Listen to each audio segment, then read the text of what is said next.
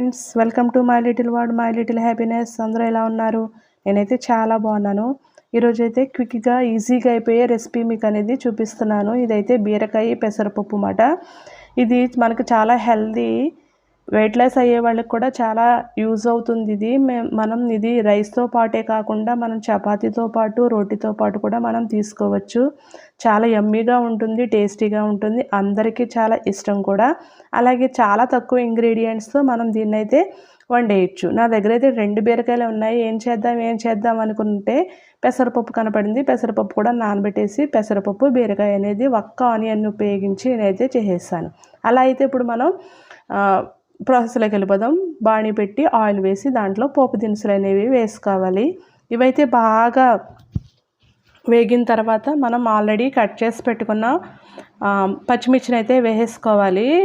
ఒక 4 పచ్చిమిర్చి అయితే సరిపోతుంది. తర్వాత దీంట్లో కట్ చేసి పెట్టుకున్న ఒక ఆనియన్ని చిన్న చిన్న ముక్కలుగా చాప్ చేసుకుని వేసుకుని బాగా ఫ్రై చేసుకోవాలి. దీంట్లోనే ఒక స్పూన్ సాల్ట్ అయితే పసుపు అయితే వేసుకోవాలి. ఇవి బాగా మిక్స్ చేసుకోవాలి. ఇలా మిక్స్ చేసుకున్న తర్వాత మనం ఆల్రెడీ బీరకాయని అయితే కట్ చేసి పెట్టుకోవాలి. తర్వాత దీని మీద లిడ్ అయితే పెట్టేసుకోవాలి. ఇది కొంచెం మగ్గుతుంది కదా పోపులు అయితే. ఇవి మగ్గిన తర్వాత మనం ఆల్రెడీ కట్ చేసి పెట్టుకున్నాం కదా బీరకాయనైతే, 2 బీరకాయలు కదా, ఆ 2 బీరకాయలని మనం ఈ పోపులు అయితే వేసేసుకుని పోపులు బీరకాయ మొత్తం మిక్స్ అయ్యే విధంగా బాగా మిక్స్ చేసుకోవాలి. ఇలా బాగా మిక్స్ చేసుకుని ఒకసారి మనం దీని మీద లిడ్ పెట్టేసుకుంటే ఇవి బాగా మగ్గుతుంది. బీరకాయ మగ్గాలి కదా, ఇవి బాగా మగ్గుతుంది. దీని మీద అయితే లిడ్ పెట్టేసుకోవాలి. ఇప్పుడు ఒక 5 మినిట్స్ తర్వాత మనం లిడ్ తీసి చూసినట్లయితే మనకి ఇలాగా కొంచెం దాంట్లో ఉన్న వాటర్ అనేది బయటకు వచ్చేస్తుంది. చూసారా ఫ్రెండ్స్, చాలా ఈజీగా అయిపోతుంది రెసిపీ.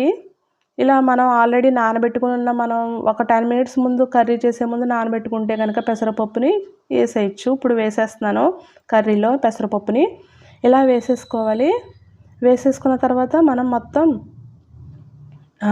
పెసరపప్పు బీరకాయ అంతా మిక్స్ అయ్యే విధంగా మనం ఒకసారి మిక్స్ చేసేసుకోవాలి. పోపులు పెసరపప్పు అంతా మిక్స్ అయిపోవాలి.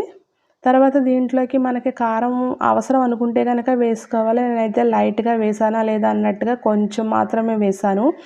ఓన్లీ పచ్చిమిరపకాయలు వేసుకుని ఈ కర్రీ కూడా చేసుకోవచ్చు, పసుపు వేసుకుని కారం కూడా లేకుండా. తర్వాత దీని మీద లిడ్ అయితే మూసివేయాలి. లిడ్ పెట్టేసిన తర్వాత ఒక 5 మినిట్స్ అయితే చూసారా ఫ్రెండ్స్, ఇక్కడ కర్రీ అయితే అయిపోయింది. కొత్తిమీర ఉంటే కనుక దీంట్లో కొత్తిమీర అయితే వేసుకొని గార్నిష్ చేసుకోవచ్చు. నా దగ్గర కొత్తిమీర లేదు కాబట్టి వేయలేదు. ఓకేనా ఫ్రెండ్స్, ఎంత ఈజీగా అయిపోయిందో చూసారా. Please subscribe my channel friends.